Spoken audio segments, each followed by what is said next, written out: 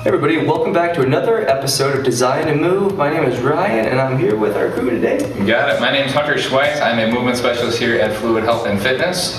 And I'm Ashley Laborde, Doctor of Physical Therapy. I work at Pure Strength Physical Therapy and Performance Training. Today, guys, we're going to go into another topic on the shoulders, and this time we're going to talk about the asymmetry of the shoulders.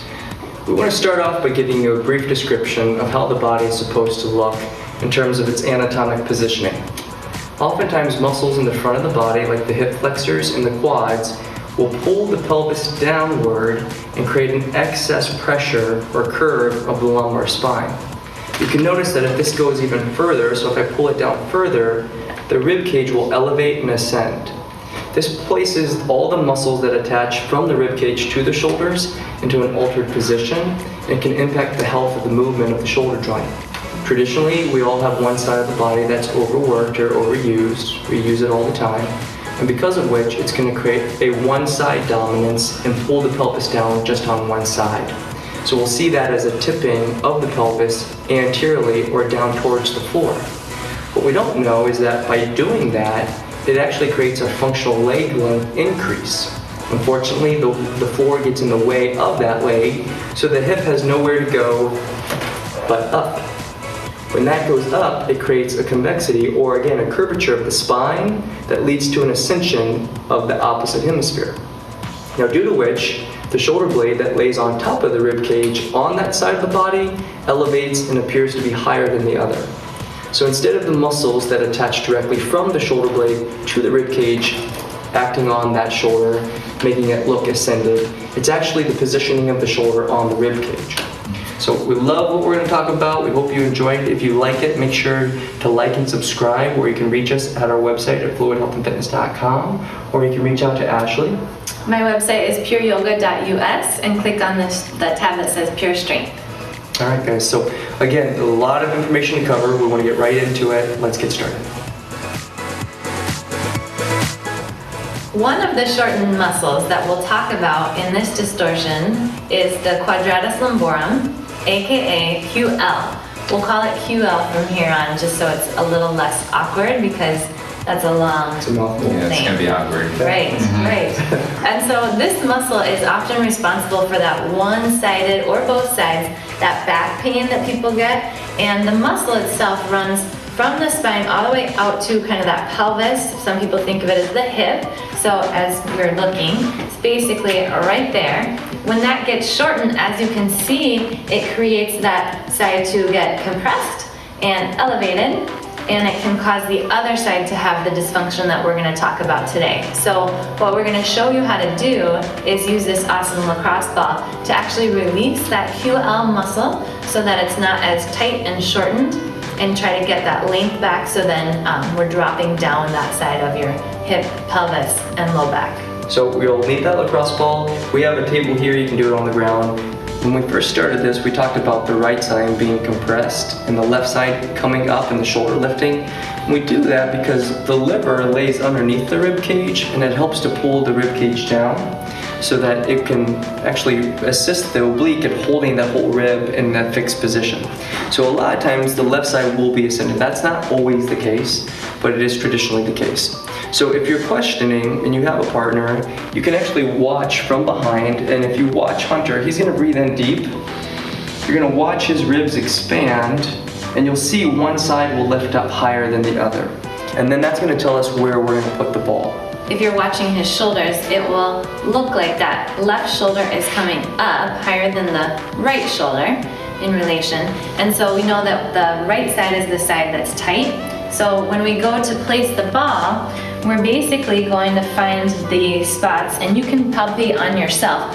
Find the spots that might be tight or tender, but it's off to the side of the spine. So you have the spine here, off to the side of the spine, on the lower portion of it, and then you're gonna place the ball here, and the orientation of this muscle goes from here out and down, kind of in a lateral fashion, and it goes towards that hip area.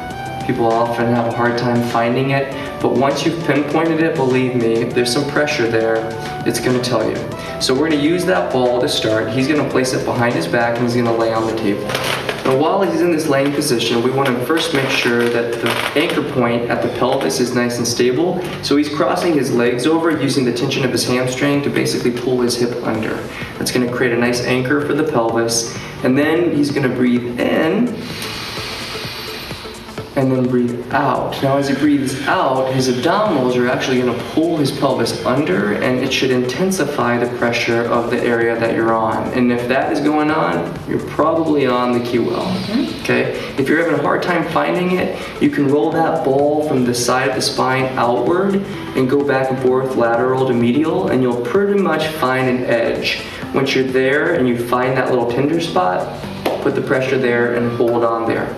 Now we're going to use breathing to help to release the muscle by using the respiratory mechanics to help to pull and lengthen that muscle open. So he's going to breathe in deeply, opening the rib, arching the back. It'll take the pressure off the ball. And then he's going to breathe out deeply, imprinting his back into the ball, pulling the tailbone under, and he should feel a little bit more tension. Do you feel that? Great. So as he does this and it starts to subdue and the length of the muscle starts to let go, he can start to increase the tension by almost crunching up a little bit, bringing his rib cage off, creating again more of a kyphotic or again rounding of the spine. And as he comes up, he's going to breathe out and then laterally tilt to the opposite direction. Again, we don't want to put the muscle in pain, so we don't want it to be, too intense. But you definitely want to feel some pressure, and you're definitely going to feel that, isolate that area. As you breathe out and you come back to your base, every time you come back, if you've softened that muscle, it'll start to sink in a little bit, and you know that its passive tone is increasing, you've done the job. Okay, so we would go through about maybe 6 to 10 breathing patterns. Breathe out deep for 4, tilt gently to the left. Again, if we're targeting the right side.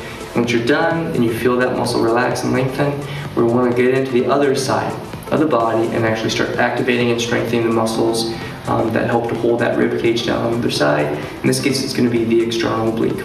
Let's get started. Let's go.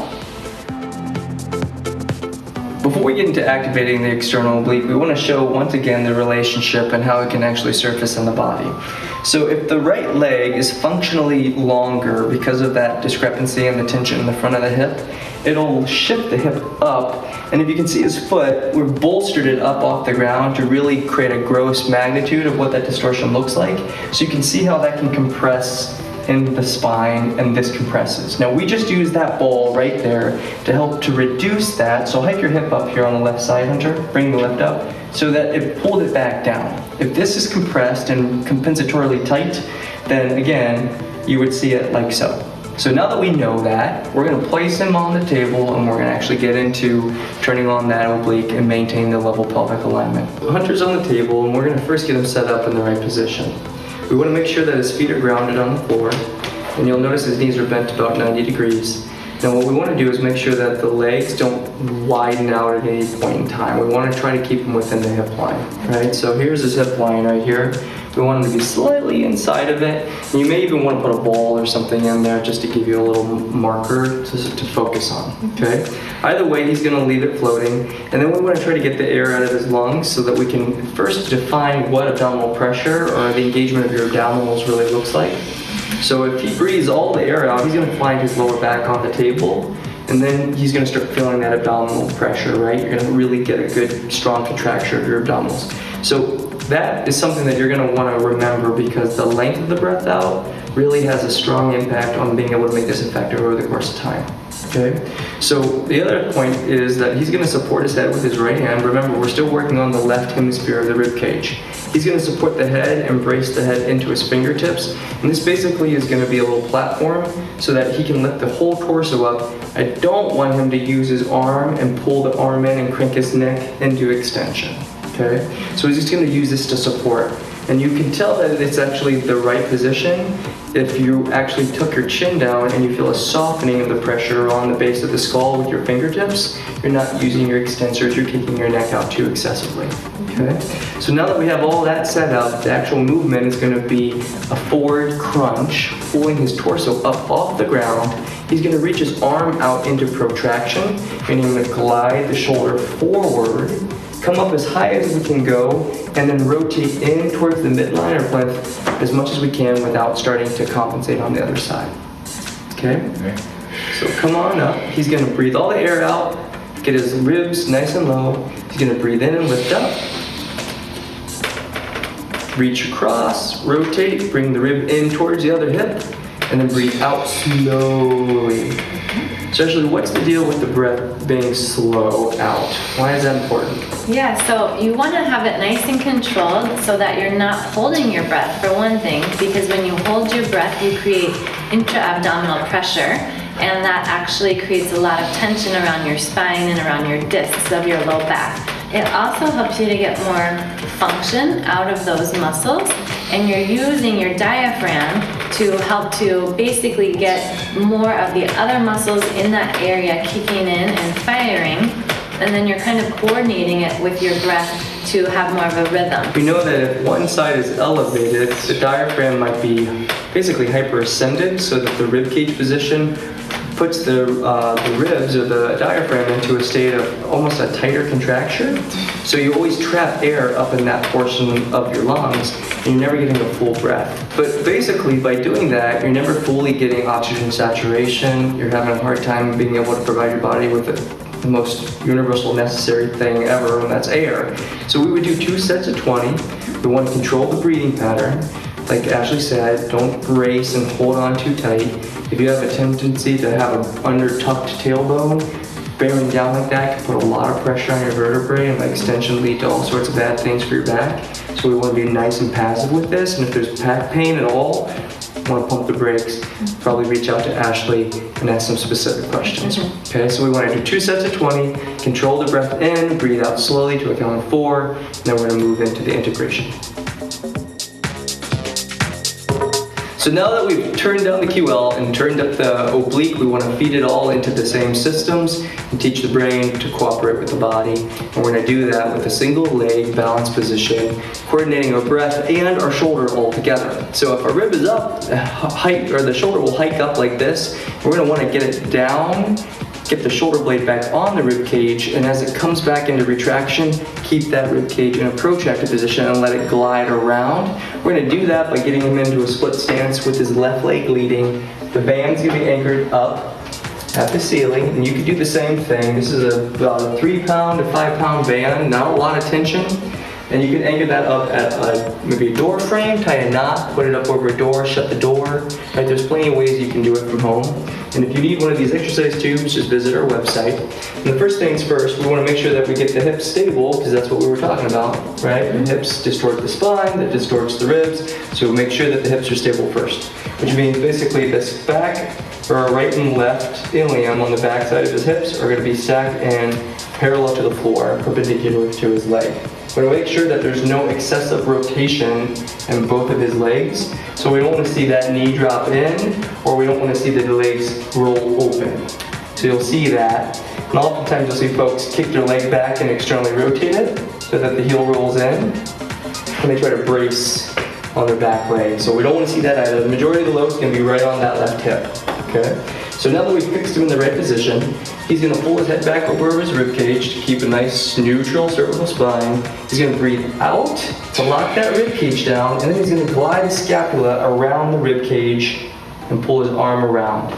Now, if he goes too far, he's going to pull his rib with it and show him what it looks like. And he's going to start twisting through his spine. We don't want to do that. We want to try to maintain neutral, keep that nice straight plumb line, and glide the scapula around.